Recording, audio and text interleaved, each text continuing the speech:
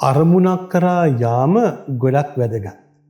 ඒ සඳහා අවශ්‍ය කරන කැපවීමත් වැදගත්. ඔබ යම්කිසි ආකාරයෙන් ක්‍රමවේදයක් පාවිච්චි කරන එකත් වැදගත්.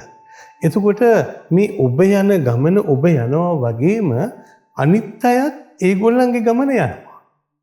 එතකොට දැන් ඔබ හදන්න හොඳ නැහැ ඒ අය යන ගමනට අකුල් හෙලලා ඔබ යන ගමනට අවශ්‍ය කරන මාවත හදාගන්න.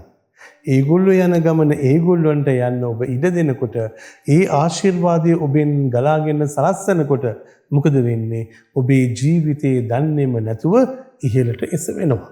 ඒ නිසා ගොඩක් වෙලාවට අපේ අරමුණු කරා යන්න තියෙන බාධකය මොකක්ද කියලා අහලා බැලුවොත් අනිත් අයගේ ජීවිතවල ගමනට අපි අකුල් හෙලන එක. එයා ගැන ගොඩාක් ප්‍රශ්න කරනවා. එයාව නතර කරන්නේ කොහොමද? එයාගේ ජීවිතය හීන කරන්නේ කොහොමද? එයාගේ ජීවිතය දුර්වල කරලා දාන්නේ කොහොමද? අපකීර්තියටපත් කරන්නේ කොහොමද කියලා තමයි සමහර වෙලාවට අපිට හිතෙන්නේ. එතකොට මොකද වෙන්නේ? අර අපිට යන්න තියෙන ගමන ගැන අපි මනස යොමු කරනවට වඩා අනිත් කෙනා කරන දේ හොය හොය ඉන්න තමයි අපේ ජීවිතවල සිදු වෙන්නේ. ප්‍රාර්ථනා කරනවා අනිත් අයට ඒගොල්ලන්ගේ දේවල් කරගෙන යන්න ඉඩ දීලා ඔබේ දේ අවංකවම හදවතින්ම ආදරයෙන්ම ලස්සනටම දීවිකත්වයේ තුළ කරගෙන යන්න. ජේසුස් පිටයි.